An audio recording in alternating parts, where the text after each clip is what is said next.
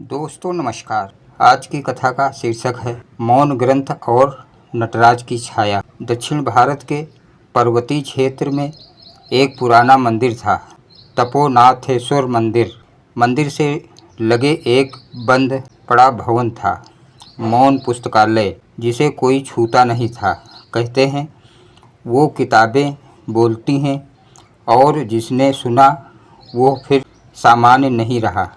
लोग डरते थे, किंवदंती थी कि वहाँ स्वयं शिव नटराज की छाया उतरती है और केवल वही उसे देख सकता है जो सच्चा जिज्ञासु हो।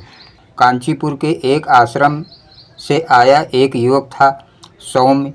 वो योग और वेदों का विद्यार्थी था, परंतु एक बात उसे सताती रहती, क्या केवल अध्ययन से शिव मिल सकते हैं, या शिव मौन में, अनुभव में या छाया में उतरते हैं। उसे लोगों ने उस पुस्तकालय के बारे में बताया। वो मुस्कुराया, जहाँ भय है वहाँ रहस्य है, जहाँ रहस्य है वहाँ शिव हैं। सौम्य एक रात चुपचाप उस पुस्तकालय में गया। भीतर घना अंधकार, घुप सन्नाटा और पुरानी किताबों की दुर्गंध फैली थी। एक दीपक जलाया। जैसे ही दीपक जला, दीवार पर नटराज की छाया उभर आई। किताबें धीरे धीरे खुलने लगी और एक सुर गूंजा, पढ़ो, पर शब्दों में नहीं, मौन से। उसने एक ग्रंथ खोला। नाम था अव्यक्त शिव तत्व, लेकिन अचरज, पृष्ठों पर कोई अक्षर नहीं थे, केवल खाली पन्ने। वो चौंका, फिर ध्यान लगाया और तब एक चमत्कार हुआ। हर पृष्ठ पर उसे दृश्य दिखने लगे, जैसे शिव की कथाएं चलचित्र की तरह प्रकट हो रही हों।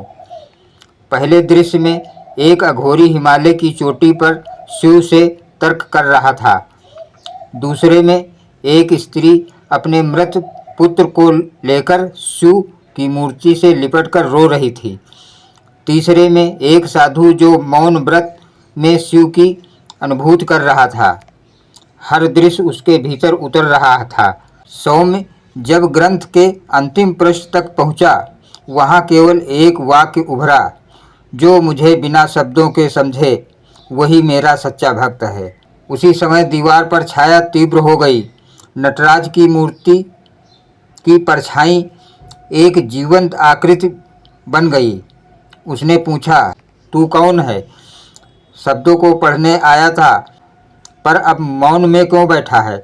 सौम्य बोला, क्योंकि शब्द मुझे शिव तक नहीं ले गए, मौन ने ले गया। उसी क्षण वो छाया एक ज्योति में बदल गई और सौम्य उस प्रकाश में खो गया। अगले दिन सुबह मंदिर के पुजारी आए। उन्होंने देखा पुस्तकालय के बाहर एक नई किताब रखी है, जिसका शीर्षक था मौन शिव संवाद। लेखक कोई नहीं, भाषा कोई नहीं, फिर भी जिसने भी उस ग्रंथ को खोला, उसकी आंखों से आंसू बह निकले, क्योंकि उसमें अनुभूति थी, शब्द नहीं। अब गांव में हर पूर्णिमा को मौन शिव संध्या होती है। कोई कथा नहीं पढ़ता, कोई मंत्र नहीं बोलता, सिर्फ मौन में बैठते हैं और कहते हैं। जब मन चुप हो जाए तो शिव नटराज नृत्य करते हैं हृदय के मंच पर। कहते हैं सौम्य अब इस धरती पर नहीं है, वो स्वयं मौन ग्रंथ बन गया है। आज कभी कभी कोई नया जिज्ञासु पुस्तकालय जाता है तो वहाँ की किताबें स्वयं खुलने लगती हैं और नटराज की छाया फिर से दीवार पर उभर आती है। शिव केवल पढ़े नहीं जाते, अनुभव किए जाते हैं। पुरानी किताबें मौन में बोलती हैं। भक्ति का सर्वोच्च रूप मौन में शिव की छाया का चिंतन है। जब शब्द समाप्त हो जाएं, तब ईश्वर बोलते हैं। हर ग्रंथ का अंतिम पृष्ठ अपने भीतर की यात्रा पर ले जाता है। ओम नमः शिवाय। धन्यवाद दोस्तों।